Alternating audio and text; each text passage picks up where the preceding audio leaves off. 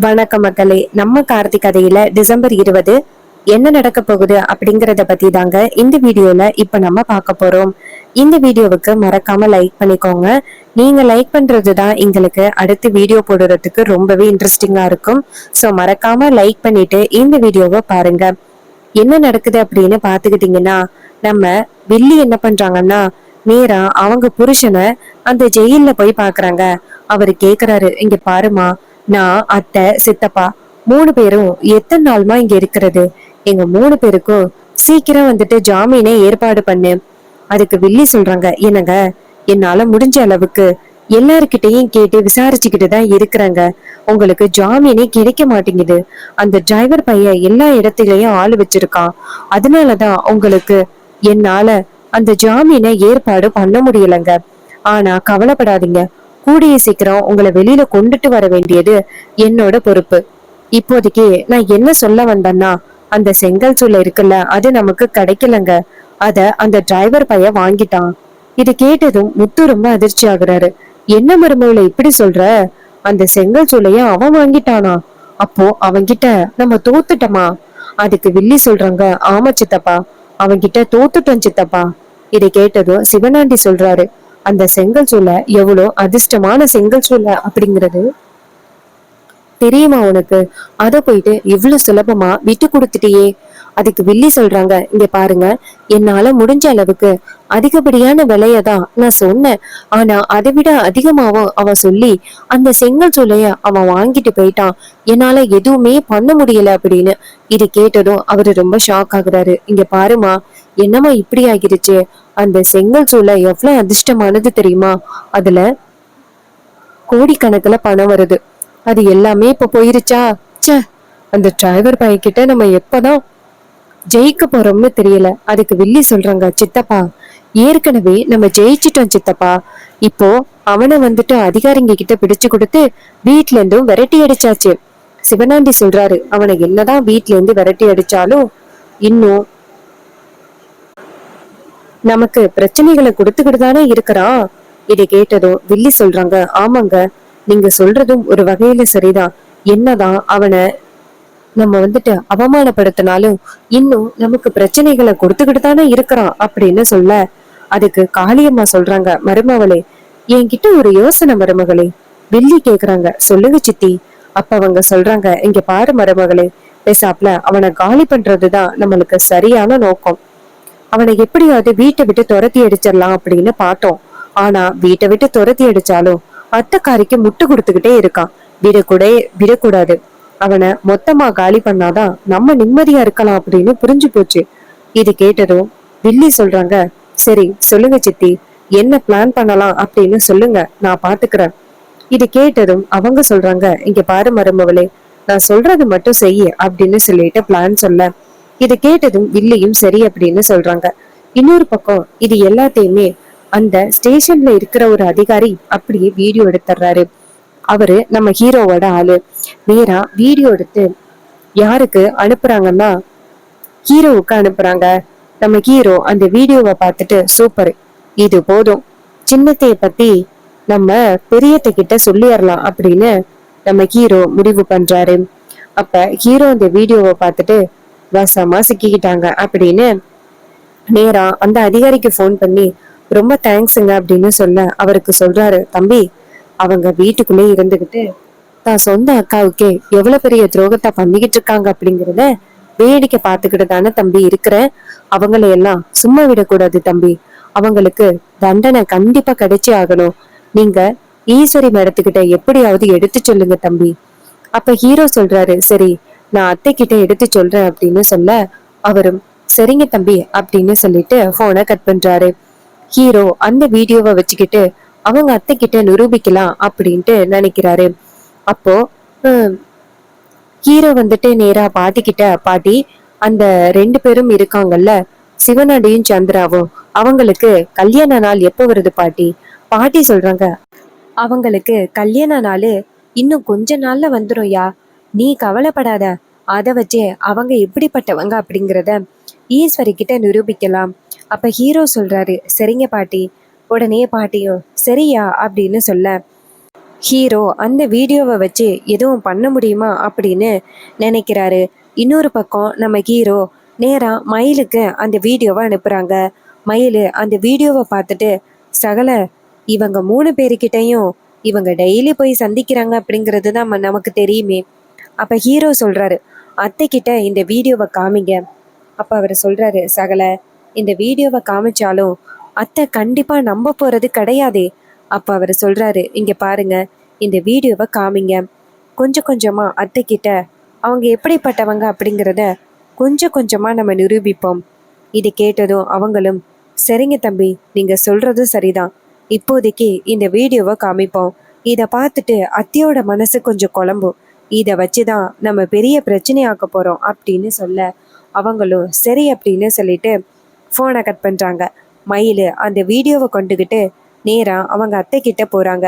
ஈஸ்வரி தனியா இருக்க, மயில் இதை பார்த்துட்டு இதுதான் சரியான நேரம் அத்தை கிட்ட வீடியோவை காமிக்கிறதுக்கு அப்படின்னு அவங்க அத்தை கிட்ட வீடியோவை காமிக்கிறாங்க. ஈஸ்வரி கேக்குறாங்க, என்ன மாப்பிள்ளை இது? மயில் சொல்றாரு, அத்தை இந்த வீடியோவை பாருங்க அப்படின்னு சொன்னா நீங்க பார்க்க மாட்டீங்க. அதனாலதான் இந்த வீடியோவை நானே உங்களுக்கு ஓபன் பண்ணி காமிக்கிறேன். இத பாருங்களேன் அப்படின்னு சொல்லி காமிக்க, வில்லி அந்த 3 பேரையும் ஜெயில்ல போய் பார்த்துருக்கிறது அப்படியே தெரியுது. இத பார்த்ததும் ஈஸ்வரி கேக்குறாங்க, மாப்பிள்ள என் தங்கச்சி எதுக்கு மாப்பிள்ள அவங்கள போயிட்டு பாக்குறா? அதுக்கு மாப்பிள்ள சொல்றாரு, அத்தை இப்பயாவது உங்களுக்கு புரியுதா? இவங்க 3 பேரையும் உங்க தங்கச்சி ரகசியமா போய் பார்த்துட்டு வராங்க. இன்னும் அவங்க புருஷனுக்கும் இவங்களுக்கும் நிறையவே தொடர்பு இருக்கு அப்படின்னு. ஈஸ்வரி சொல்றாங்க, இங்க பாருங்க, நான் நம்ப மாட்டேன். ஏன் தங்கச்சி அப்படி பண்றவ கிடையாது. அதுக்கு அவர் சொல்றாரு, இங்க பாருங்கத்த, இது வீடியோ உண்மை. நீங்க உங்க தங்கச்சி கிட்ட கேட்க வேணாம். உங்க தங்கச்சி கிட்ட கேட்காம அவங்க என்ன பண்றாங்க அப்படிங்கிறத நீங்க நோட் பண்ணீங்கன்னாலே என்ன நடக்குது அப்படிங்கிறத தெரிஞ்சுப்பீங்க. இது கேட்டதும் ஈஸ்வரி சொல்றாங்க, இங்க பாருங்க, என் தங்கச்சி அப்படிப்பட்டவ கிடையாதே. அவளை நான் அப்படியெல்லாம் பின்தொடர மாட்டேன். அதுக்கு அவர் சொல்றாரு, இங்க பாருங்கத்த, நீங்க பின்தொடர்ந்து தான் ஆகணும் அப்படின்னு சொன்னதும் ஈஸ்வரி சொல்றாங்க, சரி நீங்க சொல்றீங்க அப்படிங்கிறதுக்காக நான் கொஞ்சம் அமைதியா இருந்து பாக்குறேன். அவ என்ன பண்றா அப்படிங்கிறத தெரிஞ்சுக்கிறேன். இதை கேட்டதும் மயில் சொல்றாரு, ரொம்ப சந்தோஷம் த, என் பேச்சுக்கு மதிப்பு கொடுத்து நீங்க விசாரிக்கிறேன் அப்படின்னு சொன்னீங்களே, அதுவே எனக்கு பெரிய சந்தோஷம்தான். ஈஸ்வரியும் சரி சரி அப்படின்னு சொல்ல, மயில் அந்த இடத்துல இருந்து வெளியில வராரு. அப்போ சந்திரா இருக்காங்கல்ல, அவங்க எங்கேயோ போயிட்டு வீட்டுக்கு வராங்க. அப்பதான் ஈஸ்வரி கேக்குறாங்க, எங்க போயிட்டு வந்த? அதுக்கு வில்லி சொல்றாங்க, அக்கா நான் என்னோட ஃப்ரெண்டை போய் பார்த்துட்டு வந்தேன்க்கா. ஈஸ்வரி கேக்குறாங்க, ஃப்ரெண்டா? யாருடைய அது? எனக்கு தெரியாத ஃப்ரெண்டு. இத்தனை நாளும் யாரையோ பார்க்க போற அப்படின்னு பார்த்துக்கிட்டு இருந்தேன்.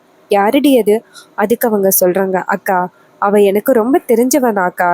அவங்க கேக்குறாங்க, அப்படியா, சரி சரி, யார் அந்த தெரிஞ்சவங்க அப்படின்னு சொன்னீங்கன்னா எனக்கு கொஞ்சம் சந்தோஷமா இருக்கும். அதுக்கு வில்லி சொல்றாங்க, அக்கா அவெல்லாம் பெரிய ஆளு இல்லக்கா, அதை பத்தியெல்லாம் இப்ப சொல்லணுமா, விடுக்கா அப்படின்னு சொன்னதும் உடனே ஈஸ்வரியும் சரி சரி அப்படின்னு சந்தேகமா வில்லிய பாக்குறாங்க. அப்ப வில்லி நினைக்கிறாங்க, ஆகா அக்காவுக்கு நம்ம மேல சந்தேகம் வர ஆரம்பிச்சிருச்சு அப்படின்னு நினைக்கிறாங்க. அப்ப ஈஸ்வரி நினைக்கிறாங்க, சந்திரா கண்டிப்பா என்கிட்ட ஏதோ ஒரு விஷயத்த மறைக்கிறா, அதனாலதான் அவ இப்படி பேசுறா. கூடிய சீக்கிரம் அவ என்ன பண்றா அப்படிங்கிறத நம்ம கவனிக்கணும். ஒருவேளை பெரிய மாப்பிள்ள சொன்ன மாதிரி இவளுக்கு இன்னும் அந்த சிவனாண்டி கூட தொடர்பு இருக்குமோ அப்படின்னு ஈஸ்வரிக்கு சந்தேகம் வருது. அதுக்கப்புறம் பொழுது விடியுது. அப்ப வில்லி ரொம்ப சந்தோஷமா அவங்க புருஷனுக்கு ஃபோன் பண்றாங்க காலையிலேயே. அப்போ அவரு ஃபோன் அட்டன் பண்ணி திருமண நாள் வாழ்த்துக்கள் அப்படின்னு சொல்ல, வில்லி சொல்றாங்க, ஆமாங்க, எங்கங்க வாழ்த்துக்கள், எத்தனை வருஷமா நம்ம 2 பேர் பிரிஞ்சு இருக்கிறோம். அக்கா கறியை எப்படியாவது பழி வாங்கணும், அவளை ஜீரோ ஆக்கணும் அப்படின்னு நானும் பல வகையில முயற்சி பண்ணிக்கிட்டு இருக்கேன். ஆனா எந்த பிளானுமே சரியா ஒர்க் அவுட்டே ஆக மாட்டேங்குது. உங்களை விட்டு பிரிஞ்சு இருக்கிறது தான் மிச்சம். அதுக்கு அவர் சொல்றாரு, இங்க பாரு, நீ கவலைப்படாத, இந்த வாட்டி நம்ம 2 பேரும் சேர்ந்து கல்யாண நாளை கொண்டாடலாம், அதுதானே உனக்கு ஆசை? அதுக்கு வில்லி சொல்றாங்க, இல்லைங்க, அதுக்கெல்லாம் வாய்ப்பே இல்லை. எப்படியா இருந்தாலும் நான் அக்கா காரிக்கிட்ட மாட்டிப்பேன், இதனால பிரச்சனை தான் வரும், வேணாங்க. அதுக்கு அவர் சொல்றாரு, இங்க பாரு, கல்யாண நாளை கண்டிப்பா கொண்டாடியே ஆகணும், அப்பதான் நம்ம ஹாப்பியா இருக்கலாம். இங்க பாரு, அதான் அந்த டிரைவர் பையன் வீட்டை விட்டு போயிட்டானே, நீ வீட்டை விட்டு வரத்துல ஏதாவது பிரச்சனையா? இங்க பாரு, நம்ம கல்யாண நாளை நம்ம சிறப்பா கொண்டாடலாம், நீ வா அப்படின்னு சொன்னதும் வில்லியும் சரிங்க, அப்போ இன்னைக்கு சாயந்தரம் போல நம்ம கல்யாண நாளை கொண்டாடலாம் அப்படின்னு சொன்னதும் அவரும் சரி அப்படின்னு சொல்றாரு. அதுக்கப்புறம் இது எல்லாம் பார்த்த அந்த மயிலு நேரா ஹீரோ கிட்ட போயிட்டு ஃபோன்ல, மாப்பிள்ள நமக்கு சரியான வாய்ப்பு கிடைச்சிருக்கு, அத்தை சின்னத்தைக்கு வந்து கல்யாண நாளாம், அந்த கல்யாண நாளை கொண்டாட போறாங்களாம், இது அப்படியே நம்ம பெரியத்தை கிட்ட மாட்டி விட்டு பெரியத்தைய போய் பார்க்க வச்சா எப்படி? அதுக்கு ஹீரோ சொல்றாரு, சூப்பர், இது நல்ல பிளான் தான். அவங்க 2 பேரும் கல்யாண நாளுக்காக கேக்கு வெட்ட காத்துக்கிட்டு இருக்கும் பொழுது அவங்க 2 பேரும் இன்னும் தொடர்புல இருக்காங்க அப்படிங்கிறத அத்தை கிட்ட நிரூபிச்சாலே போதுமே அப்படின்னு ரொம்ப சந்தோஷப்படுறாங்க. அப்போ அந்த இடத்துக்கு நம்ம ரோகிணி வராங்க. வந்துட்டு, என்னங்க ஏதோ பிளான் பண்ணிக்கிட்டு இருக்க மாதிரி தெரியுது. அதுக்கு மயிலு சொல்றாரு, ஆமா, ரொம்ப பெரிய பிளான் தான். சின்னத்தை வந்துட்டு அவங்க கல்யாண நாளை சிவனாண்டி கூட கொண்டாட போறாங்களாம். அதை பத்தி நான் அத்தை கிட்ட சொல்லிக்கிட்டு மாப்பிள்ளை கிட்ட சொல்லிக்கிட்டு இருந்தேன். ரோகிணி சொல்றாங்க, என்ன சொல்றீங்க? இன்னும் அவங்க சித்தப்பா கூட இருக்காங்களாம்.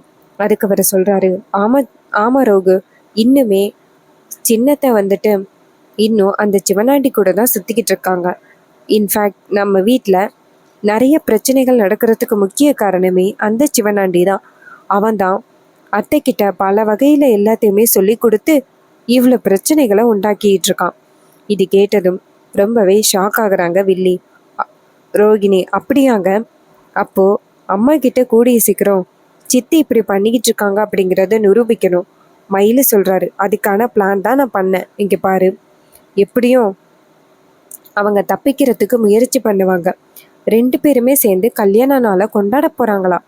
அவங்க என்ன பண்றாங்க அப்படிங்கிறத அத்தை கிட்ட நிரூபிக்க போறேன் அப்படின்னு சொல்ல ரோகிணி ரொம்ப சந்தோஷப்படுறாங்க. சரிங்க, சீக்கிரம் சின்னத்தையோட முகத்திரையை கிளிங்க.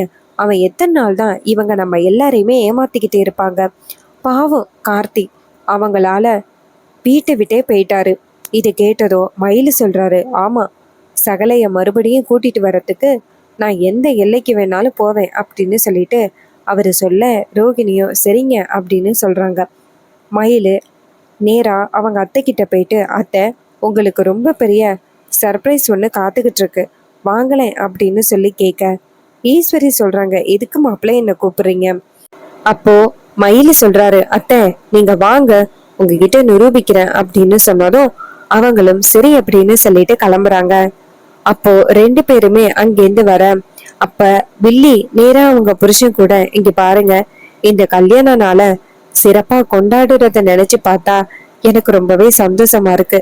அக்கா காரிக்கிட்ட ஒரு பக்கம் மாட்டிக்கிடுவோமோ அப்படின்னு பயமா இருந்தாலும் உங்க கூட இந்த கல்யாண நாளை கொண்டாடுறது எனக்கு ரொம்ப ஹாப்பியா இருக்குங்க அப்படின்னு.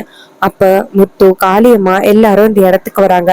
மருமகளே, நீ எங்களுக்காக எவ்வளவோ பண்ணிருக்க, உனக்காக இந்த சர்ப்ரைஸ் கூட நாங்க ரெடி பண்ண மாட்டோமா? மவனே, நீங்க 2 பேருமே ரொம்ப சந்தோஷமா இருக்கணும். கூடிய சீக்கிரம் உங்க 2 பேரையும் சேர்ந்து வாழுறத பார்க்கணும். அதுக்கு சிவனாண்டி சொல்றாரு, அத்தை, அது கூடிய சீக்கிரம் நடக்கும். அந்த ஈஸ்வரிய பழி வாங்கிட்டாலே ஆல்மோஸ்ட் நாங்க நினைச்சது எல்லாமே நிறைவேறிடும். இது கேட்டதும் காளியம்மா ரொம்ப சந்தோஷப்படுறாங்க. சரி அப்படின்ட்டு. அதே நேரம் ஈஸ்வரி இது எல்லாம் பார்த்துட்டு ரொம்ப ஷாக்காக மயிலு சொல்றாரு, அத்தை, இப்பயாவது உங்களுக்கு புரிஞ்சிருக்கும், உங்க தங்கச்சி என்னெல்லாம் பண்றாங்க அப்படிங்கிறத நீங்க தெரிஞ்சுக்கிட்டு இருந்திருப்பீங்க. பாத்தீங்களா எவ்வளவு பெரிய காரியத்தை பண்ணிருக்காங்க அப்படின்னு. இப்பயும் உங்க தங்கச்சிய நீங்க நம்புறீங்களா? இது கேட்டதும் ஈஸ்வரி சொல்றாங்க, மாப்பிள்ள, அவ எனக்கு இவ்வளவு பெரிய துரோகத்தை பண்ணுவா அப்படின்னு நான் கொஞ்சம் கூட எதிர்பார்க்கவே இல்லை. அவளுக்கு நான் எப்பவுமே துரோகம் பண்ணது கிடையாது. என் தங்கச்சி அப்படின்னு தலையில தூக்கி வச்சு கொண்டாடுனேன். அதுக்கு அவ எனக்கு சிறப்பான பதிலடிய கொடுத்துட்டா அப்படின்னு நம்ம ஈஸ்வரி ரொம்ப சோகத்தோட பேசுறாங்க. சோ இந்த கதை உங்களுக்கு பிடிச்சிருந்துச்சுன்னா இந்த வீடியோவுக்கு மறக்காம லைக் பண்ணிக்கோங்க. நீங்க லைக் பண்றதுதான் எங்களுக்கு அடுத்த வீடியோ போடுறதுக்கு ரொம்பவே இன்ட்ரெஸ்டிங்கா இருக்கும். மறக்காம லைக் பண்ணிட்டு இந்த வீடியோவை பாருங்க. தேங்க்யூ ஃபார் வாட்சிங்.